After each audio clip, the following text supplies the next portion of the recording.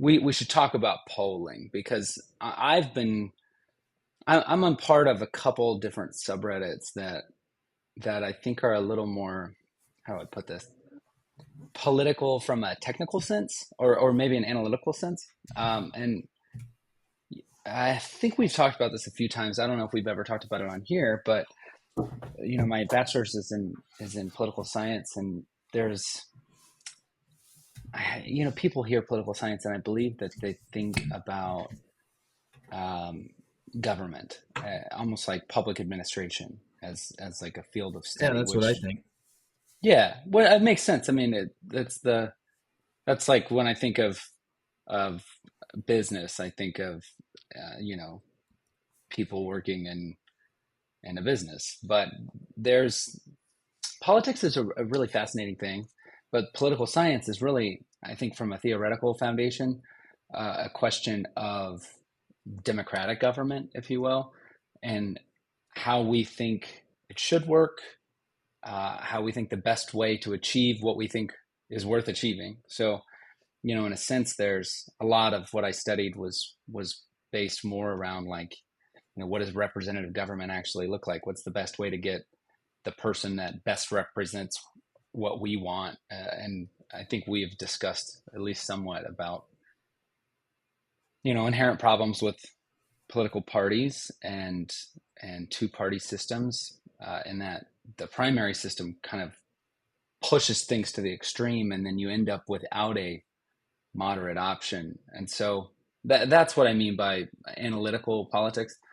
or I don't know, maybe that's theoretical politics, but that's a long-winded way of me saying I'm paying a lot of attention to polling, primarily through one or two subreddits that are, maybe the best way to say this is, it's like statistics and politics kind of meet. In particular, there's one called 538, which 538 is, God, why can I not think of his name? I have his book right there.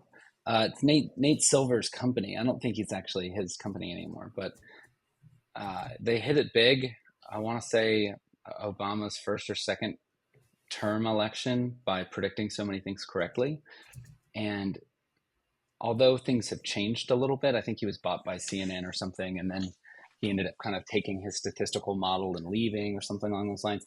All of this to say that they have a really fascinating discourse on there about, what do these polls mean? And I've been watching it just go all over the place, right? And there's a lot of different polling sources, but um, you get the sense that, and I've personally had the sense in the last 4 years, that polls are less reliable than they ever used to be. And they were never, I don't know. I mean, with relative accuracy, I think we have an idea of the obvious states, but then you have certain states that it's just like, I think that they're missing the mark a lot. And the Trump election win in 2016 is a great example of like, Nate Silver's company was one of the only ones that I think gave him. I think he was predicting like 70% chance of a Hillary victory. So out of 100 times, she wins 70. But everybody else was overwhelming, and they were obviously. I think that they were wrong. So there's something happening with polling, and Uh, I've just been paying a ton of attention to that, and it's been fascinating. So I kind of added that to our list of things. But yeah, I think we should go chronologically. So, okay, polling. This is a dumb question, but polling is like a prediction. It's like they take some type of survey. I don't know if it's some organization that's supposed to be non-biased does a survey, and it's supposed to predict what the vote is going to be. And you're saying we just can't rely on those anymore. So it's fascinating because the undertone of your question, which I think is fair, and most topics that touch politics as a topic. Politics is probably a subtopic of everything, but it takes the opposite hierarchy and how we think of it as Americans, especially lately. Pollsters, I think, really have an incentive to be correct because, like, I'm telling you all the stuff about Nate Silver in 538. Uh, as far as I understand his political leanings, I probably don't agree with them, although it's hard to know. He's not broadcasting them as much.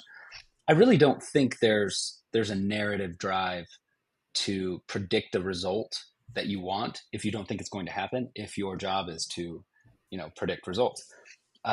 So you've got a variety of these institutions that do this. Some of them are news sources. Some of them are like purely uh, statistical, I don't know, canvassers. I want to say like Harris Poll, I think actually might be a newspaper, but like Pew Research, for example, does demographic research and opinion research, and they tend to be pretty neutral in their findings.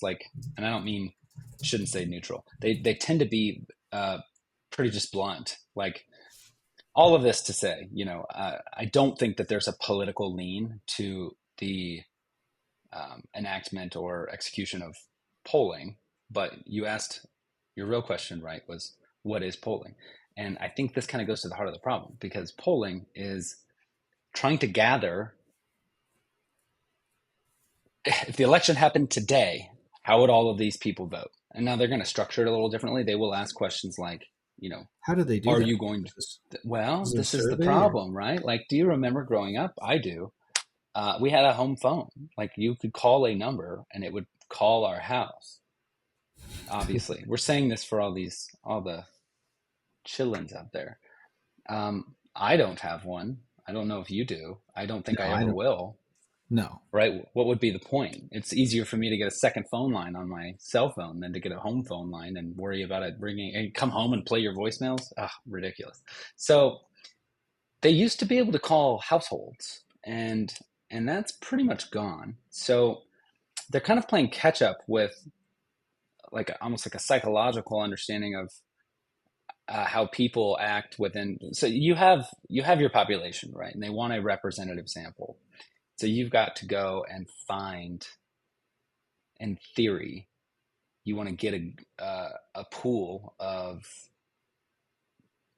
let's say, you've got 45% women and 55% men in your state, and 20% are black. But I mean, every demographic just adds a piece to the pie, right? But the theory is that you can get a representative sample with a thousand people. The problem is not usually the size of the sample. It's usually whether the sample is representative or not.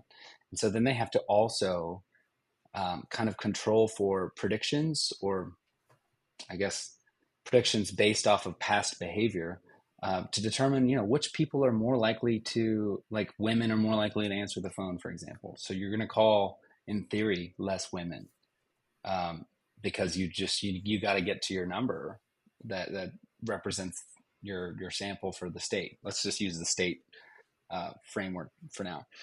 And I find that there are problems because, well, actually, this came up the other day when I told Caitlin something like, yeah, I usually do if someone's canvassing, like I will answer their questions. She's like, oh my God, why? And I'm like, because I care about that process. I think it's valuable for us to be able to know. Although it's usually like 5 minutes. There was one the other day about the city council in Austin, and and I was on the phone with this lady for like 20 minutes, and she just kept. It's because like she wanted to give. It was poorly designed questionnaire, right? Um, some of it could be over the internet, but you want to guarantee that the person is from this area. Some of it could, in theory, the best representations are people who are going to take it seriously because you're paying them, and those do exist as well.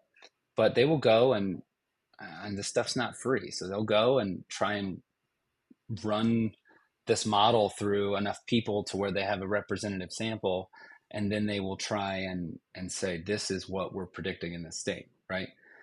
And I think that there's inherent problems with which demographics are more likely to um, do this, right? Answer the phone, if you will. Um, which, I mean, it makes sense that your undecided, your moderate middle would be the most,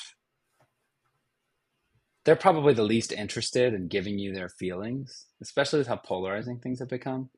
Um, I think that there's a, I think that there's a strong sense of pride and like counterculture that is occurring. Well, In general, I think it's occurring more in the last 10 years, but those people are disproportionately likely to want to tell you how they feel, I believe. Yeah. Um, so you've just got a bunch of controls that I think are shifting really quickly, and it's become, in my opinion, harder and harder to get accurate representation.